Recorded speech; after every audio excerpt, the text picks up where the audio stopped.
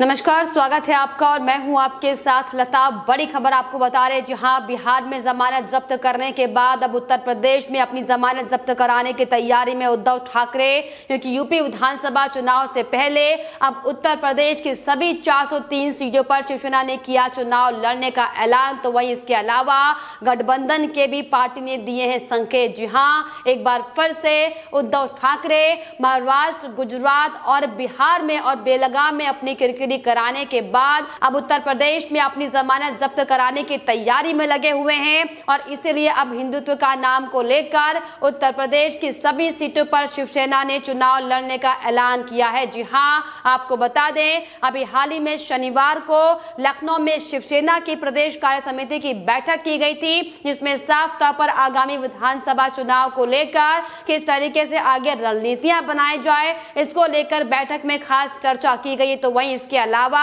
शिवसेना की ओर से साफ तौर पर यह भी बड़ा ऐलान कर दिया गया है कि अब आगामी उत्तर प्रदेश में जो चुनाव होने वाले हैं उसमें 403 यानी कि सभी सीटों पर शिवसेना अपने कैंडिडेट को उतारेगी और बीजेपी को बड़ी चुनौती देने का काम करेगी। जी हां, आपको बताएं कि इसके पहले शिवसेना ने गुजरात से लेकर बिहार तक भी जाकर अपनी किस्मत आजमाने का काम किया था, लेकिन कैसे शिवसेना की जमानत जब्त वहां पर हुई थी हम सबने देखा था। और अगर हम इसी कड़ी में अभी हाल ही में कर्नाटक के बेलगाम में हुए नगर निगम के चुनाव की बात करें, जहां पर अब तक सिर्फ और सिर्फ शिवसेना का वर्चस्व वहां पर देखा जाता था, तो वहां पर भी साफ तौर पर शिवसेना का सुपड़ा पूरा साफ हो चुका है और उसी एजेंडे का आधार बताकर शिवसेना उत्तर प्रदेश में हालांकि आने की बात कर रही हो। लेकिन आपको बताएं कि जिस तरीके से बेलगाम में हिंदुत्व के मुद्दे को, हिंदुत्व के एजेंडे को गलत तरीके से इस्तेमाल करने का काम शिवसेना ने किया था, हालांकि उसका खामियाजा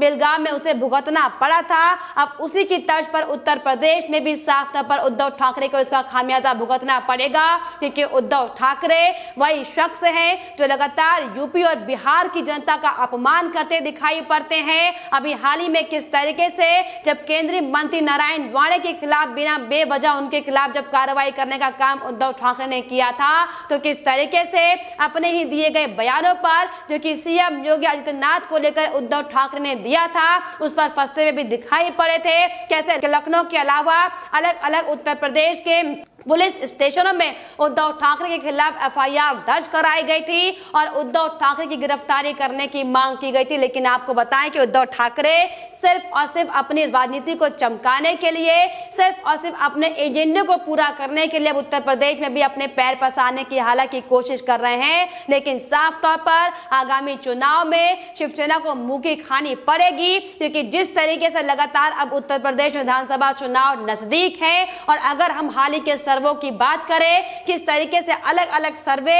उत्तर प्रदेश की अलग अलग राजनीतिक पार्टियों को लेकर सामने आए हैं, जिसमें प्रदेश की जनता ने भारतीय जनता पार्टी को अपने सिर पर बिठाने का फैसला किया है। जिस तरीके से सीएम योगी आदित्यनाथ की ओर से एक के बाद एक बड़े महत्वपूर्ण काम उत्तर प्रदेश में किए जा रहे हैं, उन्हीं के कामों के आधार पर प्रदेश की जनता ने एक बार फिर से भगवा लहराने का फैसला अभी से मन अपना बना लिया है। लेकिन इसी कड़ी में सिर्फ और सिर्फ अपनी बौखलाहट को दिखाने के लिए, सिर्फ और सिर्फ अपनी राजनीतिक खींच को निकालने के लिए शिवसेना ने उत्तर प्रदेश में आने का हालांकि फैसला लिया है, जिसको लेकर साफ तौर पर पार्टी की ओर से बैठक के बाद शिवसेना की ओर से प्रेस विज्ञप्ति भी जारी कर दी गई है और जिसमें साफ तौर पर यह बताया गया है खुले तौर पर कि हिंदुत्व के आधार पर शिवसेना उत्तर प्रदेश में चुनाव लड़ेगी। हालांकि उसमें आपको बताएं कि बीजेपी पर तमाम झूठे आरोप भी शिवसेना ने लगाने का काम किया। लेकिन आपको बताएं कि जिस तरीके से अब गठबंधन की जो सरगर्मी लगातार जोरों पर दिखाई पड़ रही है उत्तर प्रदेश में शिवसेना की जो पार्टी की ओर से बयान सामने आया है,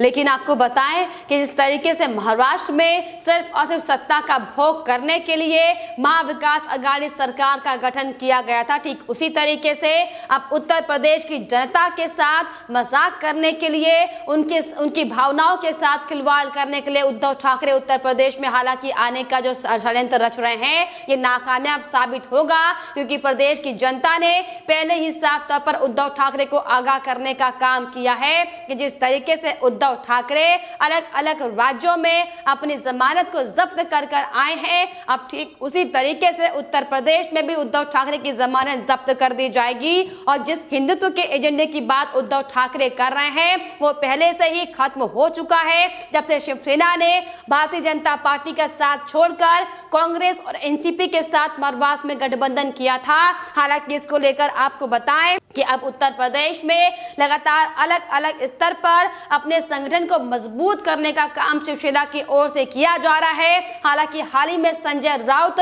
हमने अगर पिछले महीने की बयान की अगर हम बात करें तो वो ये कहते दिखाई पड़ रहे थे कि उत्तर प्रदेश में शिवसेना 50 से 60 सीटों पर चुनाव लड़ेगी, लेकिन हालांकि एक और जांच शिवसेना की ओर से उत्तर प्रदेश की पूरी 403 सीटों पर विधानसभा चुनाव लड़ने का ऐलान किया गया है। तो वहीं संजय राउत फिलहाल मात्र 100 सीटों पर ही चुनाव लड़ने की बात कर रहे हैं। दरअसल उनका एक ट्वीट सामने आया है जिसमें साफ तौर पर संजय राउत ने बयान देते हुए ये कहा है, हम उत्तर प्रदेश में करीब 100 सीटों पर चुनाव लड़ेंगे जो कि अगले साल होने वाले हैं, और गोवा में हम 20 से अधिक सीटों पर चुनाव लड़ेंगे। और ये भी उन्होंने साफ तौर पर बयान देते हुए कहा है कि हम गठबंधन भी कर सकते हैं। तो फिलहाल गठबंधन किसके साथ किया जाएगा इसको लेकर शिवसेना की ओर से कोई औपचारिक ऐलान नहीं किया गया है, लेकिन आपको बताते चले कि जो हालात महाराष्ट्र में महाविकास आघाड़ी सरकार ने शिवसेना के साथ बनाकर रखा हुआ है, किस तरीके से अभी हाल ही में हमने देखा था कि मुंबई में एक 30 साल की महिला के साथ किस तरीके से बर्बरता से बलात्कार किया गया, हालांकि उसकी मौत हो गई है। और वही शिवसेना के नेता उत्तर प्रदेश में महिला सुरक्षा को लेकर हालांकि तमाम दावे करते दिखाई पड़ रहे हैं। जो प्रेस रिलीज शिवसेना ने बैठक के बाद जारी किया है उसमें आपको बताएं सभी सीटों पर चुनाव लड़ने का फैसला करते हुए ये भी साफ तौर पर अपने बयान में पार्टी के प्रदेश अध्यक्ष ठाकुर अनिल सिंह ने बयान देते हुए ये कहा है, झूठे आरोप लगाते हुए अपनी मानसिकता का प्रमाण देते हुए उत्तर प्रदेश में अपनी राजनीतिक खींच निकालते हुए बौखलाहट दिखाते हुए, जी हाँ, उन्होंने कहा है कि बीजेपी ब्राह्मणों के साथ अच्छा व्यवहार उत्तर प्रदेश में नहीं किया जा रहा है, महंगाई और बेरोजगारी चरम पर है और इसीलिए पार्टी ने सभी सीटों पर चुनाव लड़ने का फैसला किया है। इसके अलावा प्रेस रिलीज में यह भी साफ तौर पर बयान देते हुए यह कहा गया शिवसेना की ओर से कि प्रदेश में जंगल राज है, चिकित्सा व्यवस्था का बुरा हाल है, स्कूल मनमानी फीस वसूल रहे हैं, सुप्रीम कोर्ट के आदेश के बाद भी स्कूलों में 15% फीस माफ नहीं की गई है, और साथ ही साथ जिस तरीके से दुर्व्यवहार महिलाओं के साथ उत्तर प्रदेश में किया जा रहा है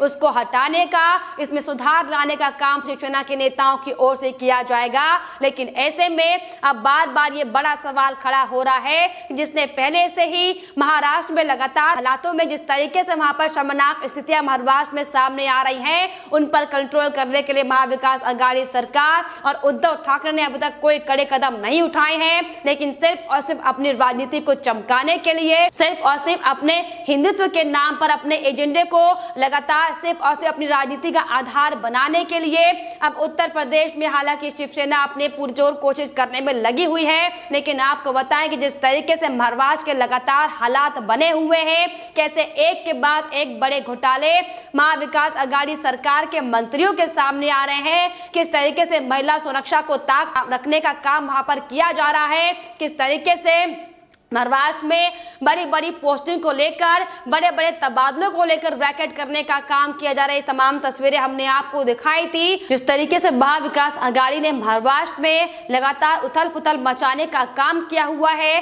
किस तरीके से यूपी और बिहार की जनता का अपमान करने का काम उद्धव ठाकरे हमेशा करते आए हैं। अब वही उद्धव ठाकरे सिर्फ और सिर्फ अपने हिंदुत्व का एजेंडे का इस्तेमाल करने के लिए उत्तर प्रदेश जाने की हालांकि बात कर रहे हैं। लेकिन अभी से आपको बताएं कि सोशल मीडिया पर लोगों ने उद्धव ठाकरे को वहां से आईना दिखाने का काम कर दिया है। सोशल मीडिया पर लोग लगातार ये कहते हुए दिखाई पड़ रहे हैं कि जो महाराष्ट्र वाली शिवसेना जो यूपी और बिहारी लोगों को पीटने का काम पीटने की बात करती थी, अब वो आखिरकार उत्तर प्रदेश आखिर क्यों आ रहे हैं। इसके अलावा लोगों का ये भी साफ तौर पर कहना है कि उद्धव ठाकरे जिस हिंदुत्व के एजेंडे को लेकर उत्तर प्रदेश अपनी राजनीति चमकाने के लिए आ रहे हैं, वहां पर साफ तौर पर उनकी जमानत जब्त हो जाएगी। इसके अलावा लोगों का यह भी साफ तौर पर एक कहना है कि जिस पार्टी ने उत्तर प्रदेश के लोगों का मजाक उड़ाया, उनका शोषण किया, उन्हें प्रताड़ित करने का काम किया, और आज वही शिवसेना उत्तर प्रदेश के लोगों के पास कौन सा चेहरा आखिर लेकर जाएगी। उत्तर प्रदेश के लोग सोनिया सेना के उम्मीदवारों को खदेड़ के भगाएंगे। तमाम तरह की प्रतिक्रियाएं सोशल मीडिया पर हालांकि सामने आ रही हैं, लेकिन आपको बताएं कि जिस तरीके से